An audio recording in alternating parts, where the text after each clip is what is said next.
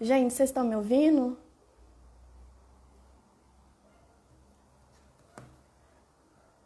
Eu vou chamar o Daniel agora, só um minuto.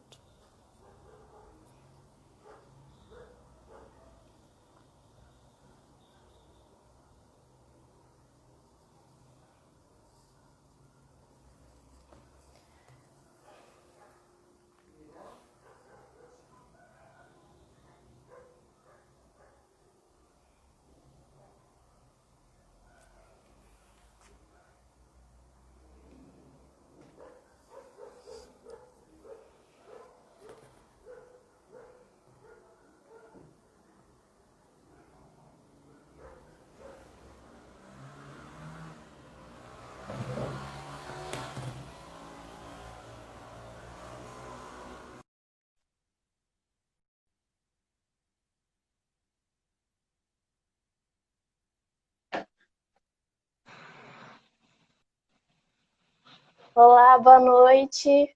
Olá, tudo bem? Tudo certo? Bom, antes de começar a live, eu sou a Camila, sou associada ao Loinche e sou advogada do Moura Bonato. E o Daniel Falcão é advogado e cientista social, pós-graduado em Marketing Político e Propaganda Eleitoral pela USP, é mestre e doutor em Direito do Estado também pela USP. E hoje a gente vai falar um pouquinho sobre os desafios eleitorais na pandemia. E eu acho que, antes de tudo, é importante a gente falar se realmente vão ser adiadas as eleições. Porque está tendo vários debates. Ontem o TSE se pronunciou sobre isso e até agora nada de definitivo. Uhum. Então, boa noite, Camila, boa noite a todos que estão aqui conosco. Queria agradecer pelo convite, uma oportunidade muito bacana estar aqui com vocês, com o Law Inst. E eu tenho visto que vocês têm feito um grande trabalho, né? A Daniela Zambelli me mostrou, me convidou, fiquei muito honrado com o convite. Agradeço muito. E estou vendo aqui um monte de gente que eu conheço entrando, minha madrinha, amigos, um abraço a todos. E, olha, quase que melhor impossível falar sobre esse tema, porque ontem, como bem a Camila suscitou, houve uma reunião entre membros do TSE, o corpo técnico do TSE, tinha até médicos tal, que foram convidados pelo TSE para estar lá na reunião, e também lideranças do Congresso, do Senado, presidente da Câmara. E eles praticamente já decidiram que vai ser adiada a eleição. A primeira dúvida que ficou é para quando, né?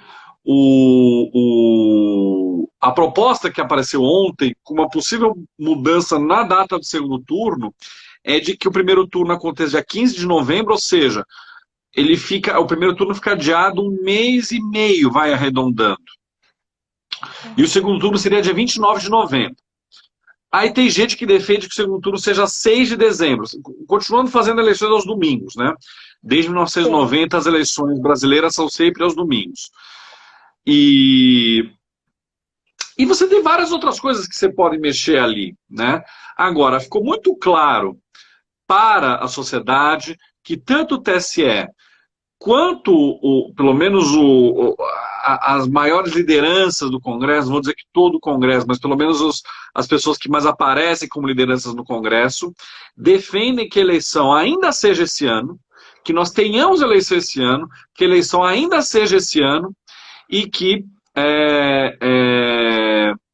nós façamos a posse dos novos prefeitos, dos novos vereadores, no dia 1º de janeiro de 21. Ou seja, não havendo qualquer extensão do mandato dos atuais mandatários, por nada que seja. Tentando fazer com que o mandato atual fique em 4 anos e que o próximo mandato também seja de 4 anos. Porque aí tem várias coisas que a gente pode explorar aqui na live hoje. Eu vi hoje a Confederação dos Vereadores, a Confederação dos Municípios Brasileiros contra o adiamento dessa forma. Eles defendem que a eleição só seja em 2022. ou seja, com a unificação das eleições de 2022, ou que se mantenha no dia 4 de outubro mesmo a eleição, né? Eles acham que para manter 1 mês e meio de adiamento é melhor não ter eleição ou deixa voltar, que 1 mês e meio não vai fazer diferença. Então temos muita coisa para explorar aqui, mas lembrando que ontem houve uma reunião, mas bem como a Camila disse na pergunta, não houve nada de concreto ainda. PEC, nós podemos discutir isso também, tem uns montes lá falando da eleição desse ano. Um monte de PEC, já apresentaram várias. Mas quem estava na reunião era Barroso e alguns ministros do TSE, Rodrigo Maia, Davi Alcolumbre. Então é mais provável que a solução saia desse grupo do que de algum outro tipo de grupo dentro do Congresso Nacional. A gente já tem aqui a primeira pergunta, que é da Gabriela. Se prorrogar o mandato dos atuais prefeitos e vereadores, mesmo que por alguns meses, o mandato seguinte durará 4 anos ou será reduzido? Existe essa dúvida, né? Eu em outra live eu falei sobre isso, pouca gente se lembra disso. A Constituição de 88 falava, por exemplo, que o mandato presidencial, os outros não. Os outros já eram 4 anos, todos 4, e o senador 8. Né? Falava que o mandato do presidente da República era de 5 anos. Mas o primeiro mandato pós-88, qual Collor foi eleito, não era de 4 anos, não era de 5 anos, era um pouco menos, porque ele tomou posse dia 15 de março de 90 e o mandato terminaria 1º de janeiro de 95. Então, a partir de 95 que o presidente teria 5 anos certinho de mandato. Em 94, o mandato foi encurtado para 4 anos. Uma emenda constitucional de revisão, não lembro o número agora, foi uma das 6 de revisão. E aí, Fernando Henrique Cardoso foi eleito já sabendo que o mandato era de 4 anos, ou seja, de 1º de janeiro de 95 a 1º de 99. Só que as posses na Constituição anterior não eram 1º de janeiro, eram 15 de março. Então, tanto é que Collor tomou posse 15 de março de 90, porque o mandato de Sarney terminava 15 de março de 90. E aí as posses começaram a ser 1º de janeiro.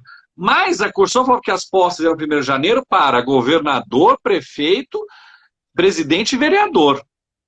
Não falava para deputado federal e estadual. Para deputado federal fala 1º de fevereiro e para deputado estadual não falava nada. Então até hoje, 2020, a posse, por exemplo, a não ser outras, da Assembleia Legislativa de São Paulo é 15 de março. Então o cara eleito em outubro só vai tomar posse em março. Ah, o que tem a ver com a pergunta? Já explico. Até hoje não teve um grupo de deputados que a todo o Brasil toma posse 1º de janeiro ou 1º de fevereiro. Vamos nós também tomar os 1º de janeiro, 1º de fevereiro, encurtar nosso mandato em 2 meses e 15 dias, ou 1 mês e 15 dias? Até agora ninguém lá em São Paulo aceitou. Então a tendência é que, se caso seja necessário estender o mandato por 1 mês, 2 meses, 3 meses, por exemplo, o próximo seja menor. Porque senão vai ficar essa escada para sempre. Ah, vamos supor que definiu-se que a posse dos próximos vai ser 1º de março. Então, 2 meses a mais dos atuais. Ou fica 3 anos e 10 meses para o próximo, ou a partir de então vai ser sempre 1º de março. Então alguém vai ter que fazer algum sacrifício, caso seja necessário estender por alguns dias ou meses os atuais mandatos. Porque se você não mexer na duração do mandato, nem que seja só para o próximo, o mandato é de 4 anos, conforme diz a Constituição. Independentemente de quando começa. E também aquela proposta de que as eleições sejam unificadas de 2020 com 2022 tem sido muito contraditório. Certas pessoas defendem que vai ser algo excepcional, só uma vez, e aí logo depois volta ao normal. Outras defendem que já fique tudo de uma vez, só volta uma vez a cada 4 anos e acabou. Nesse caso, supondo que seja algo excepcional, vão ser mandatos de 2 anos, então? Então, depende do que tiver na PEC. Porque hoje o mandato é de 4, não tem nenhuma dúvida. Se estender até 2022, o que eu acho, além de inconstitucional, como se fosse uma bobagem, além de inconstitucional estender 2 anos o mandato, no meio do jogo, não vejo inconstitucionalidade de um mandato ser de 6 anos. A inconstitucionalidade é um mandato de 4 virar de 6 no final dos 4. por quebra da periodicidade do voto, lá previsto como cláusula pétrea no artigo 60, parágrafo 4º. Mas depende do que vamos supor que existe uma PEC que unifique as eleições. O que é unificar as eleições? A eleição municipal é agora, 2020, prefeito e vereador. E a eleição geral, presidente, governador, senador, deputado estadual, deputado federal, 2022. Unificar é colocar tudo junto. Eleição nacional, eleição estadual, eleição federal e eleição municipal em 2022. Muita gente defende isso, primeiro, para que os prefeitos para que atuais prefeitos e vereadores ganhem mais 2 anos de lambuja. Segundo, para que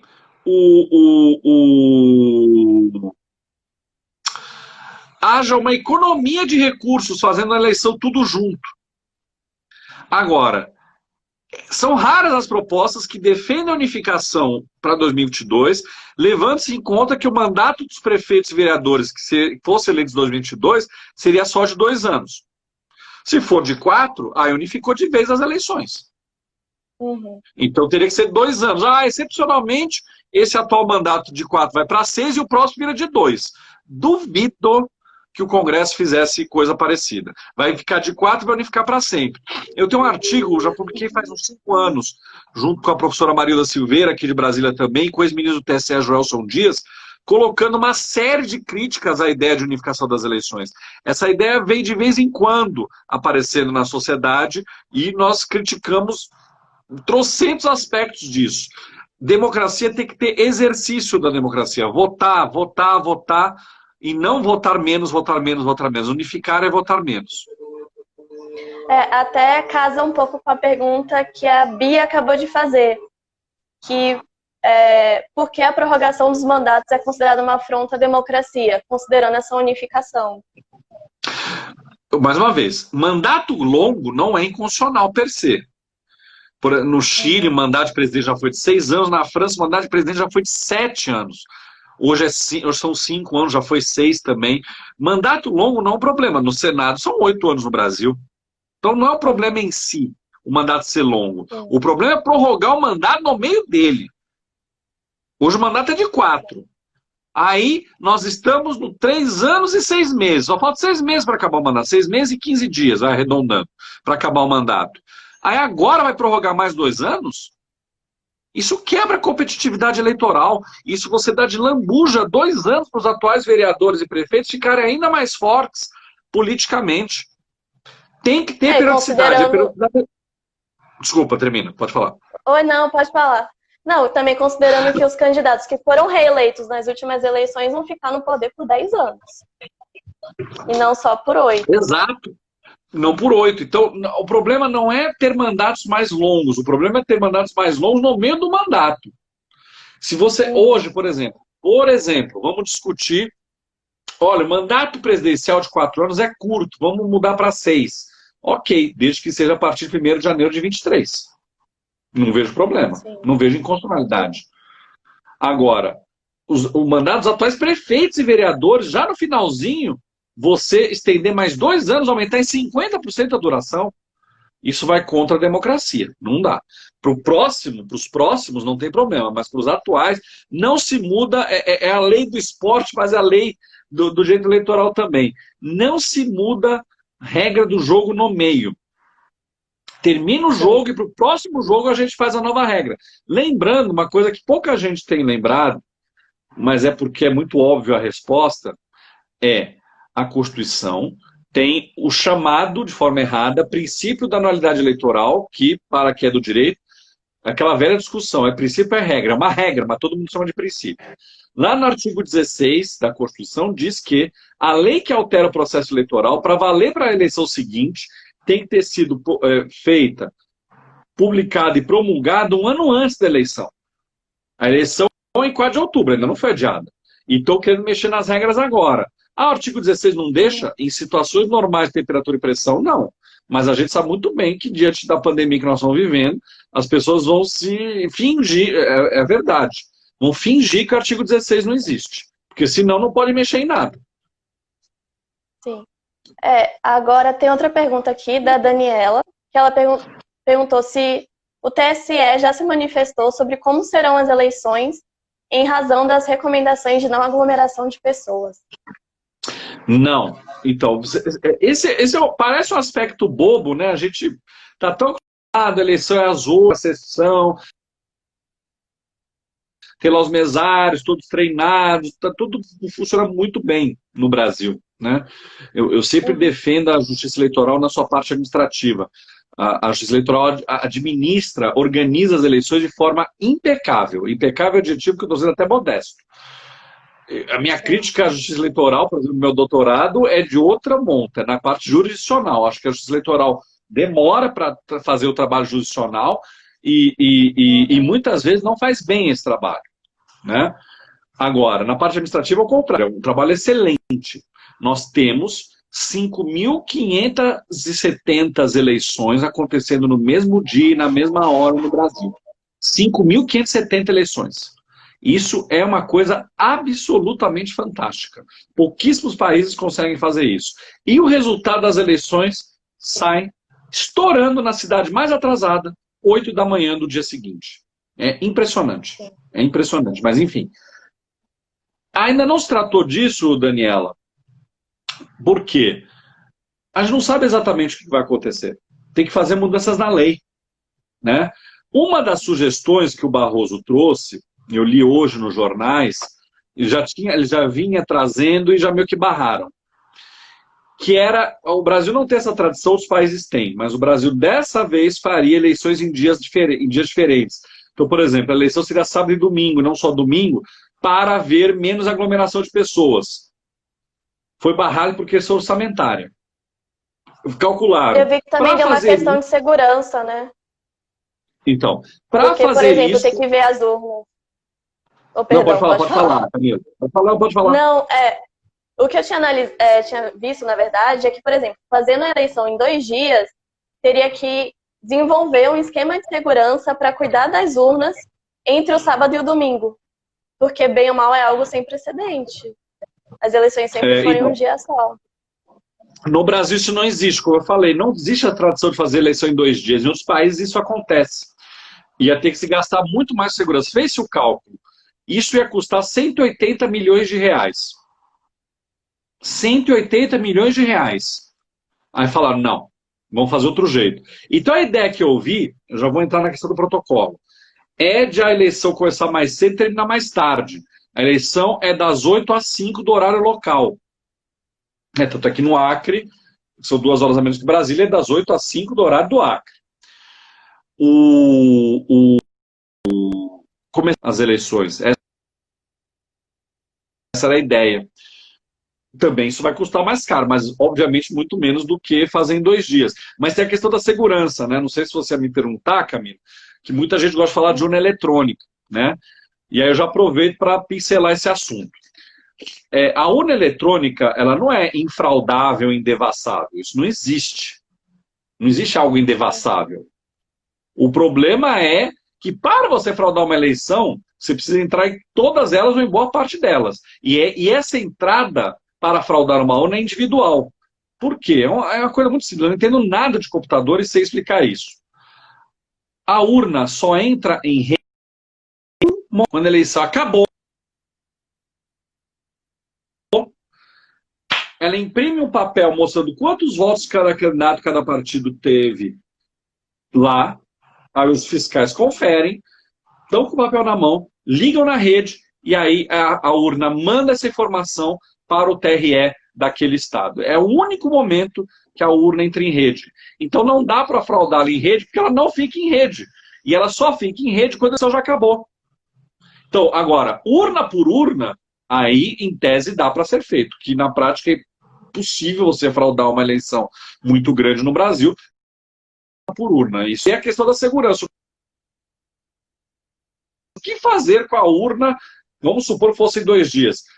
Fecha sábado, 5 da tarde, abre de novo domingo às 8. E aí? Quem vai ficar com a urna? Ela vai ser guardada? Ela vai ficar lá na sala? E se sumirem com a urna? Não sei. Né? Como você bem falou, eu também falei. Não temos essa tradição. Então não temos essa expertise, esse know-how de como fazer a eleição em 2 dias. Outra alternativa, que aí para mim é péssima, eu sou contra totalmente, é fazer eleição em 2 dias, tipo 2 domingos. Aí não dá. Aí não dá. A eleição tem que ser ou um dia ou dia seguido. Fazer em 2 dias diferentes, distantes, não dá para fazer. Porque aí vai ter compra de voto, propaganda, não tem condição. Ou faz no sábado e domingo, ou faz só no domingo. Não tem jeito. A gente já tem mais algumas perguntas, deixa eu ver aqui. Camila, só uma coisa. Eu esqueci, Oi. do protocolo. Ainda não se sabe o que vai precisar ser feito, se vai precisar manter distância, se vai precisar convocar eleitor por horário, ainda não se sabe. O TSE abriu uma espécie de edital para que pessoas da sociedade civil, organizações, opinem sobre isso.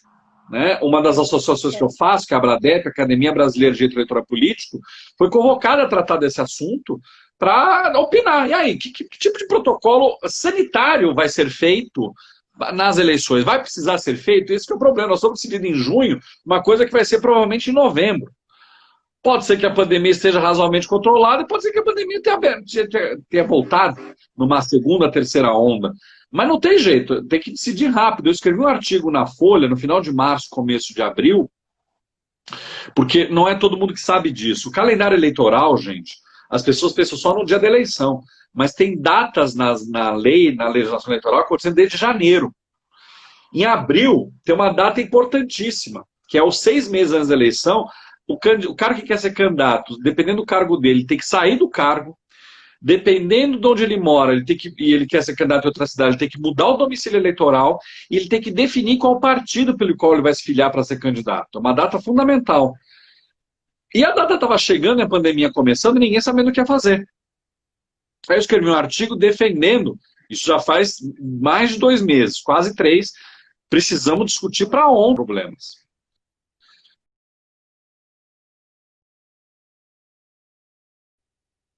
No STF, que foi rechaçada. Que a ideia era, olha, vamos adiando tudo. Vamos adiando tudo, porque senão vai ter um prejuízo para as pessoas. O STF falou, as datas que já estão acontecendo, ou você cumpre ou você perde. E aí vamos ver depois. Então até que existe essa polêmica que a gente pode tratar depois da sua pergunta, que é o que fazer com as datas do calendário que estão para acontecer e o que fazer com as datas do calendário que já aconteceram. Que aí eu vejo diferenças claras nisso, Camila. Isso casa um pouco com as perguntas da Daniela e da Bruna, porque a gente já está na época de pré-campanha. E sem poder ir para a rua, sem poder ter aglomeração, são basicamente virtuais. Isso não gera um prejuízo para quem não tem os recursos financeiros para investir em campanha virtual, em marketing virtual, coisas assim? Essa é uma das alegações que a Confederação dos Municípios do Brasil tem feito, né, reunindo prefeitos e vereadores. Isso é uma crítica que eu faço muito à legislação eleitoral brasileira. Ela é igual, tem as mesmas regras para todos os municípios. Isso não faz sentido, Daniel? Você quer comparar São Paulo com o Cruzeiro do Sul no Acre? A campanha é totalmente diferente. As regras são totalmente diferentes. As ideias de propaganda são totalmente diferentes. Então, em cidades grandes, não, claro que haverá prejuízo, isso é óbvio. Mas o prejuízo não será tão grande de uma campanha praticamente só online ou na TV com relação a outros locais. Nós temos cidades no Brasil que não tem rádio, não tem TV e tem acesso precário à internet. Como é que vai ter campanha nesse lugar? Sim. Como é que vai fazer convenção partidária? O TSE, em consulta, autorizou a fazer convenção partidária online. Fantástico. Só que dá para fazer em todas essas cidades? Convenção partidária online? Acho que não. Então, a gente está refletindo para cidades grandes, municípios grandes, médios. Nós temos municípios pequenos que terão dificuldades gigantescas de fazer campanha. É injusto mesmo. Agora, eu confesso que eu não sei o que fazer. Eu não vejo alternativa. Eu acho o pior cenário é adiar as eleições, no sentido de deixar para 2022. Para mim é o pior. Fazer eleição ainda esse ano, dessa forma, é menos pior do que deixar para 2022. Eu sou convicto disso. Agora, que haverá candidatos com dificuldade de fazer campanha, porque não tem dinheiro para fazer uma campanha legal online, porque não tem expertise, know-how de fazer uma campanha online, haverá. Isso prejudicará, sim, a igualdade de competição eleitoral, que é um dos princípios basilares do direito eleitoral brasileiro. E agora, eu acho que prejudicar ainda mais esse princípio adiar as eleições para 2022, por exemplo. Né? Eu defendo que, caso seja necessário adiar mais um pouco, colocar em dezembro, janeiro, não tem problema. Agora, para 2022, aí escancarou a inconstitucionalidade. Não dá. Sim. Aí uma das perguntas aqui é, por causa da pandemia, as campanhas serão mais virtuais do que presenciais. É possível se falar em redução dos valores destinados ao fundo partidário? Não vejo mais essa possibilidade. Né? Eu, como uma pessoa que estudou financiamento de campanha, meu mestrado em financiamento de campanha, eu fiz esse trabalho há 10 anos, eu sempre critiquei a possibilidade de nós termos um financiamento majoritariamente público no Brasil. Né? Isso veio a acontecer em 2015, porque o Conselho Federal da OAB provocou o STF para tratar do assunto, alegando inconstitucionalidade no sistema então vigente, e o STF entendeu por maioria, 8-3, que era inconstitucional. Então, a partir daí, a sociedade, por meio do STF, fez uma escolha, que é quem vai financiar majoritariamente as campanhas eleitorais brasileiras é o dinheiro público. Não foi uma escolha, por incrível que pareça, não foi uma escolha dos políticos. Foi uma escolha da OAB de provocar o STF e da STF entender que é inconstitucional aquele sistema. Campanha só se paga de dois jeitos, ou com dinheiro público ou com dinheiro privado. E o terceiro jeito é com os dois. Nós não saímos do misto, que é dos dois, só que até 2015 nossas campanhas eram majoritariamente pagas com dinheiro privado. A partir de 2015 nós viramos um sistema majoritariamente público. E aí, no Covid, muita gente se aproveitou do tema sensível para defender que usasse-se o dinheiro do fundo eleitoral e do fundo partidário para o Covid. Nós temos que lembrar que esses dois fundos têm diferenças. Primeiro, o fundo partidário é para sustentar o partido no dia a dia, basicamente. Pode usar em campanha também o dinheiro? Pode, mas o básico é sustentar o dia a dia. Fundo eleitoral só acontece de 2 em 2 anos, que é para pagar a campanha. Certo? E ele foi inventado em 2017, diante da adesão da STF 2015, dizendo que o financiamento privado por pessoas jurídicas era inconstitucional. E em 2016 as campanhas foram a pão e água, porque não tinha muito dinheiro público e porque não tinha financiamento de pessoa jurídica. O fundo eleitoral, claro que ele podia ter sido diminuído. Agora, eu sou contra cortar. Vamos cortar. Por qualquer motivo que seja. Por quê? Diminuir, tudo bem. Agora, cortar, não. A gente tem que lembrar que quanto menos possibilidade de dinheiro, de propaganda, de qualquer coisa para as pessoas fazerem as suas campanhas, você só está ajudando um lado do jogo, que é o lado de quem já está no poder. Quem já está no poder já sabe como ganhar a eleição, já sabe o que precisa fazer e já está no poder. Então, ele está mais forte, naturalmente, do que os candidatos que estão fora do poder. Então, se você tira dinheiro, se você tira propaganda, a eleição vai ser provavelmente com pandemia, não vai poder fazer muita propaganda na rua. Não vai ter muito dinheiro se você quiser cortar o fundo. Quem vai ganhar a eleição é quem já está no poder. A tendência é essa. Sim. Fora que vai gerar um abismo, né? Entre as pessoas, entre os candidatos que podem pagar e os que não podem. E até uma das perguntas aqui é em relação à senadora Salma Arruda, que ela foi mandato cassado porque gastou demais na pré-campanha.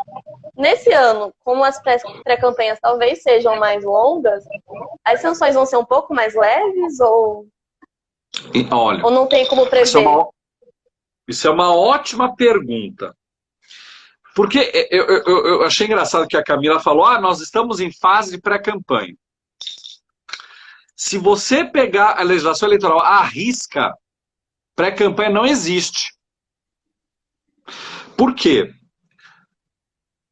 A lei diz que, que você pode fazer propaganda eleitoral, vamos supor, com um calendário normal, né? 4 de outubro, eleição, 1º domingo de outubro, eleição.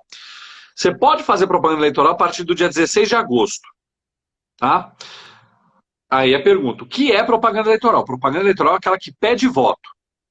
Ou positivamente, vote em mim, ou negativamente, não vote em fulano. Tá? Então, esse tipo de propaganda só pode a partir do dia 16 de agosto. Tá?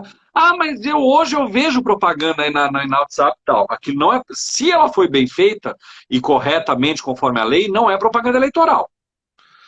O cara se apresentar, olha, eu sou pré-candidato a vereador, eu sou pré-candidato a prefeito e tenho tal proposta, isso não é considerado pela lei propaganda eleitoral. Porque ele não está pedindo voto, ele só está se apresentando. Ah, professor, é tudo a mesma coisa. Juridicamente falando, não é. Eu afirmo para vocês. Basta ler a lei 9.504, vocês vão ver que tem diferença. A diferença é tênue, mas existe. Com o adiamento, o provável adiamento, você tem um período mais longo de pré-campanha. É um período mais longo de algo que não existe tecnicamente na lei, mas que na prática existe. Aí eu sempre brinco com meus alunos, a senadora juíza Selma, como que alguém é senadora e juiz ao mesmo tempo? Ela era juíza, saiu da magistratura para ser política, né? Então, a senadora juíza Selma, que não é mais senadora, ela foi cassada, ela cometeu, segundo o TRE do Mato Grosso, confirmado pelo TSE, um erro grave. Ela gastou uma nota, eu não lembro exatamente quanto, mas ela gastou uma nota na pré-campanha. Então, o que eu recomendo para os meus clientes, para quem tem minha consultoria e para os meus alunos em aulas, sejam super mega conservadores e parcimoniosos nessa época. Não fiquem gastando o rodo agora, porque isso pode chamar atenção para o abuso de poder econômico. Então façam peças publicitárias sem pedir voto, simples e baratas, para que não atraia a atenção nem do Ministério Público, nem dos adversários, para um possível abuso de poder econômico dos senhores. Né? Porque, em tese, se você pegar a letra fria da lei, você não pode gastar nada até 16 de agosto. Você só pode gastar dinheiro em campanha com a conta bancária aberta para a campanha. E a conta bancária aberta só pode ser aberta depois que você registra a sua campanha, que é até dia 15 de agosto, e ali a Justiça Eleitoral emite o CNPJ da campanha, dizendo, ó, tá aqui seu CNPJ, você pode ir ao banco abrir a conta. Porque, segundo a lei, você só pode gastar dinheiro que entra na conta. Então, você só pode gastar dinheiro que entra na conta, o dinheiro só pode sair para um gasto pela conta. Se ela só pode ser aberta depois de 16 de agosto, nós estamos em junho, então você não pode gastar dinheiro. Ah, claro que você vai gastar um pouco para fazer uma peça bacana, um videozinho, alguma coisa assim. Bem pouquinho, porque senão chama... É até engraçado você falar isso. Pode falar, perdão. Não, gasta bem pouquinho, porque se gastar muitão, chama atenção. E a senadora juíza Selma foi cassada porque ficou constatado um volume gigantesco de dinheiro gasto nessa época, o que, no entender de 2 tribunais eleitorais, configurou abuso de poder econômico. Desculpa, Camila. Sim, eu vi até que no caso dela, ela contratou uma empresa de marketing. Mas sobre a pré-campanha, eu ia falar que quando eu estava pesquisando para fazer a live, logo depois do dia seguinte, começou anúncios de propaganda para que eu começasse a minha pré-campanha por R$ 59,90 por mês. Então, assim, não é algo tão incomum. Na verdade, pelo contrário, né? Não, pelo contrário. Eu não fiz uma crítica ao que você falou. Só estou explicando para as pessoas que ao pé da letra não existe pré-campanha. Mas existe. A gente sabe que existe. Se você colocar pré-campanha de vereador no Google, você vai ser torpedeado com cursos, marqueteiros. E aí, R$60 o cara está oferecendo o serviço dele. R$60 não chega nem perto de abuso de poder econômico. Agora, se eu não me engano, ela gastou tipo R$1,5 milhão na época de pré-campanha. Aí, danou-se, né? Aí, por exemplo, nesse caso, considerando que o período de pré-campanha ele vai ser mais longo, como essas contas serão apuradas depois de eleito?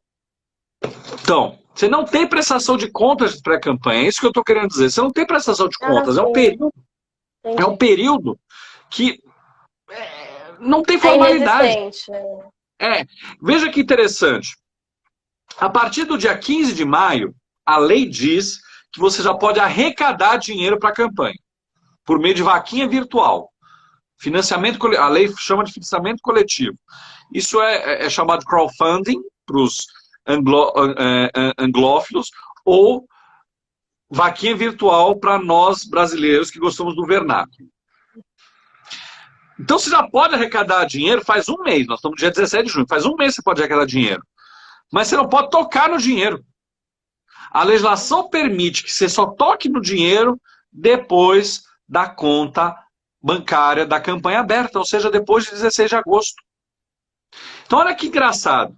Você não pode fazer propaganda eleitoral hoje. Você não tem prestação de contas desse período agora. Você já pode arrecadar dinheiro, mas você não pode tocar no dinheiro. O dinheiro fica lá na empresa de vaquinha virtual. Você tem uma série de empresas cadastradas no TSE, são aquelas que você pode contratar. Olha que coisa estranha. Você não pode fazer propaganda, você não pode prestar contas, você não pode gastar, em tese, mas você já pode arrecadar, mas o dinheiro você não pode pegar. Olha que coisa contraditória, mas é assim que a legislação funciona. A Kalinka perguntou aqui, você acredita que a diminuição do tempo previsto para a campanha aumenta a fragilidade do período de pré-campanha do ponto de vista regulatório? Não seria melhor normatizar? Camila, cortou um pouco sua pergunta, não te ouvi, perdão. Na verdade, a pergunta é da Kalinka. Deixa eu ver, porque ela sumiu aqui. Você acredita que a diminuição do tempo de campanha, do tempo previsto para a campanha, aumenta a fragilidade da pré-campanha do ponto de vista regulatório? Não seria melhor normatizar?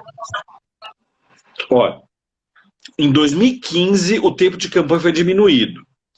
Por quê? Mais uma vez, desde a Constituição de 88, a eleição é primeiro domingo de outubro do ano anterior ao fim do mandato. Só que a campanha começava dia 6 de julho. E agora ela começa dia 16 de agosto. Tá? Então nós perdemos 40 dias de campanha. Isso claro que foi para beneficiar aquelas pessoas que já estão no poder. Os candidatos que ainda não estão no poder perderam 40 dias de campanha. Ficou mais barata a campanha? Em tese ficou. Mas ao mesmo tempo você teve menos tempo para fazer a campanha. Né? Tanto é que esse negócio de pré-campanha foi para atenuar esse efeito. Olha, você só pode fazer campanha de verdade a partir de 16 de agosto. Mas você pode fazer a pré-campanha. Só não pedir voto, tá? E nem gastar muito dinheiro, mas você pode. Que aí leva essas pessoas a essa confusão. Né? Então, claro que prejudicou. Agora, no adiamento das eleições de 2020, se ele for concretizado, eu não acho que vai ter diminuição do tempo. Ele vai ser adiado da mesma forma. Até uma coisa que eu tinha levantado a bola aqui que eu ia falar. Tem o Instituto Liberdade Digital, do meu colega Diogo Reis, até escrevi já um livro com ele, se eu puder depois no final fazer um merchan do livro, eu agradeço. Com certeza. Legal. Ele fez um estudo que é o seguinte, né? Então, vamos supor, 16 de agosto começa a campanha e 4 de outubro é a data da eleição. Se for para 15 de novembro, para quando que seria a data? Para ficar mais ou menos ajustado. Então você tem que ter a lógica, é uma dúvida séria que nós temos. Adiando a eleição, os prazos que ainda não venceram serão adiados proporcionalmente também? A gente tem que pensar nisso. Porque se a eleição for 15 de novembro, a campanha começa quando? 45 dias antes, mais ou menos? Então seria 1º de outubro? Ou, pode ser uma proposta, deixa 15 de agosto, deixa 16 de agosto.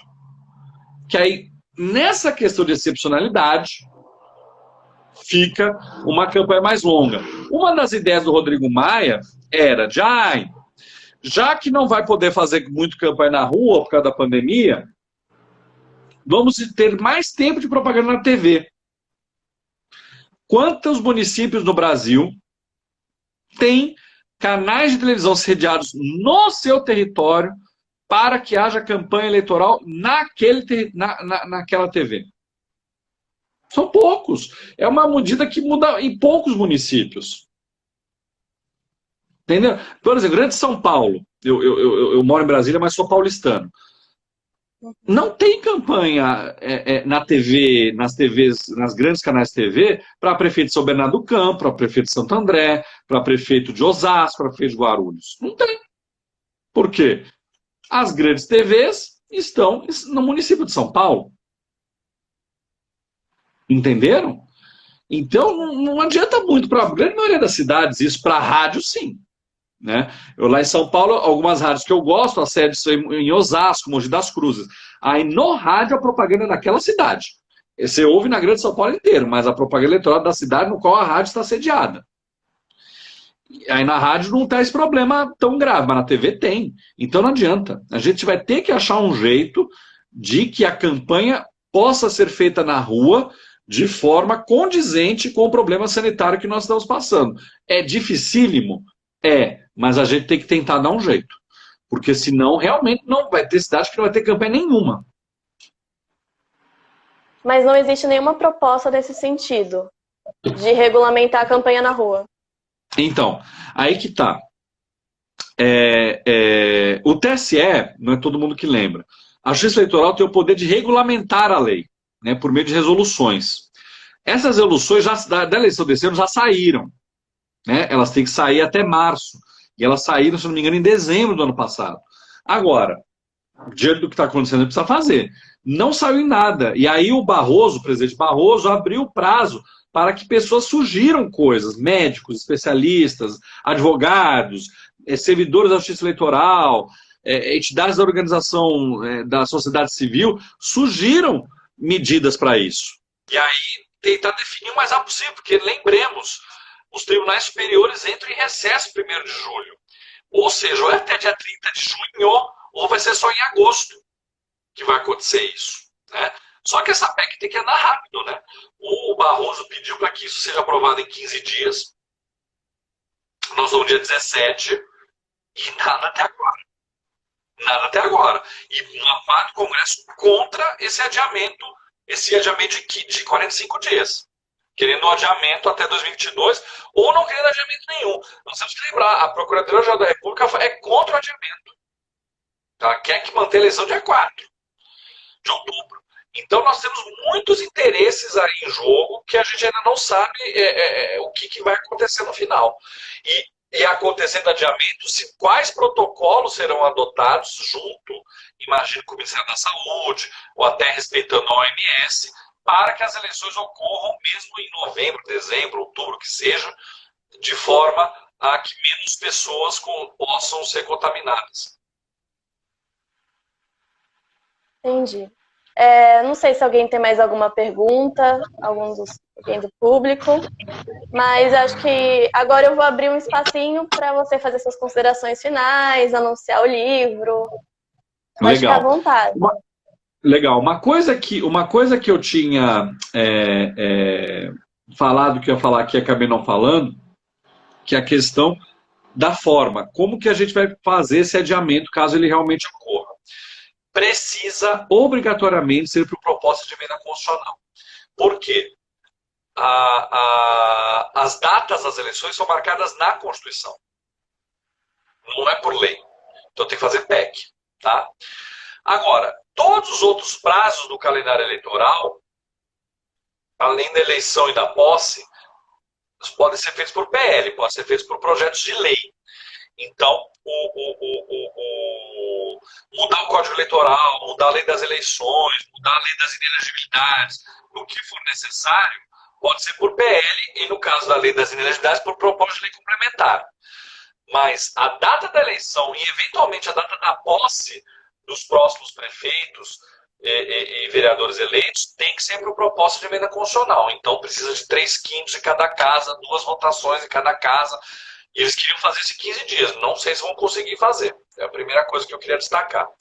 Segundo, queria muito agradecer a oportunidade de estar aqui com vocês, de estar podendo falar um pouquinho de direito eleitoral, né? Eu vi que o Law Inst fala de um monte de áreas do direito, né? Teve o Marcos Nóbrega recentemente, eu vi algumas notícias falando de direito à saúde, direito do consumidor, e o direito eleitoral, a gente só é lembrado na época das eleições, mas ele permeia todo dia, né? A gente tem que lembrar que a justiça eleitoral funciona normalmente, e que, apesar de nós, eu estava até comentando em outra live que eu participei ontem, apesar de não ser uma matéria obrigatória nos cursos de graduação em Direito, nós temos 5 ramos no judiciário brasileiro, e um deles é o eleitoral. Justiça estadual comum, justiça federal comum, justiça do trabalho, justiça militar, justiça eleitoral. Então nós temos muitas coisas legais para aprender, né? O direito eleitoral tem a matéria relacionada à Constituição, tem a matéria relacionada ao direito administrativo, ao direito financeiro, ao direito civil, ao direito empresarial,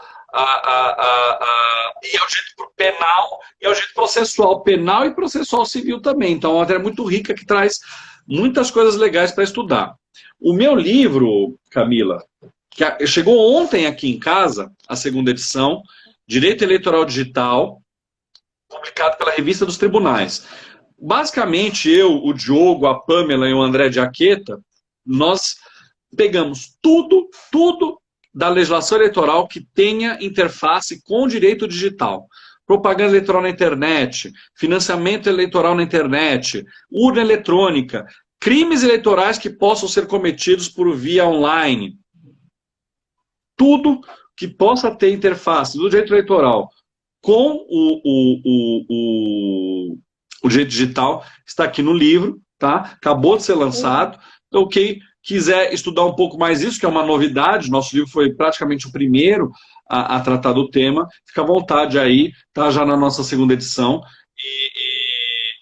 E a gente fala de bastante coisa bacana para que as pessoas misturem essas duas áreas do direito, uma super novidadeira e outra super antiga, mas as duas tendo interface juntas, para que nós melhoremos a nossa democracia.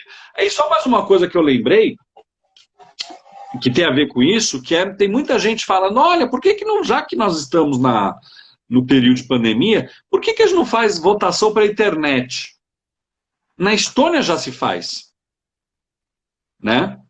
Primeiro, lembrar que a Estônia é um país da Europa que deve ser menor que a soma de São Bernardo e Santo André, no sentido populacional, né? Claro que dá para fazer isso. Agora, no Brasil, tem que ser feito com calma e organização. A urna eletrônica, entre a primeira ideia e ela ser implantada em definitivo, levou anos. Levou anos.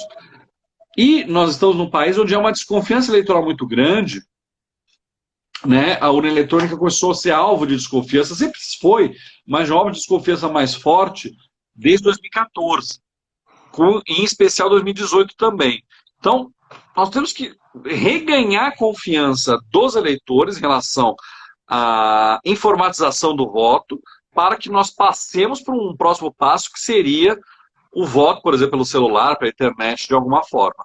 Mas vejam quantos elementos diferentes são tratados num simples tema, adiamento das eleições. Falamos de direito constitucional, falamos de cláusula pétrea, falamos de internet, falamos de urna eletrônica, falamos de organização das eleições, que eu queria encerrar aqui minha fala, agradecendo muito você, Camila, e o Law Inst, como é rico o direito eleitoral e quantas coisas bacanas dá para se discutir aqui, falando de um tema que parece tão simples e tão pequeno. Nós que só temos a agradecer também pela propaganda desse livro, que é extremamente pertinente nessa fase, porque ninguém está entendendo nada dessa campanha eleitoral. Tenho muito a agradecer mesmo, foi uma aula excelente, e também a todo mundo que assistiu e participou. E eu espero que esse encontro ocorra mais vezes, em outras oportunidades, com outros temas que têm sido cada vez mais relevantes. Sempre que vocês precisarem de suas ordens, né, lembrando que o direito eleitoral não está em voga, não só por causa das eleições, mas também um caso, que é o atual presidente e o vice, né, a chapa Bolsonaro-Mourão, é alvo de 8 processos no TSE. Então tem muita coisa, tem muita água para rolar debaixo dessa ponte, chamada de direito eleitoral, no ano 2020. Então, o que não falta é assunto, e sempre que vocês quiserem, eu estou às horas aqui. Foi um prazer imenso fazer essa live com você, Camila, e com todos que puderam assistir. Muito obrigado. Ah, eu que agradeço imensamente. Então, boa noite, gente. Muito obrigada por ter assistido. Boa noite, gente. Um abraço. Fiquem com Deus. Tchau, tchau.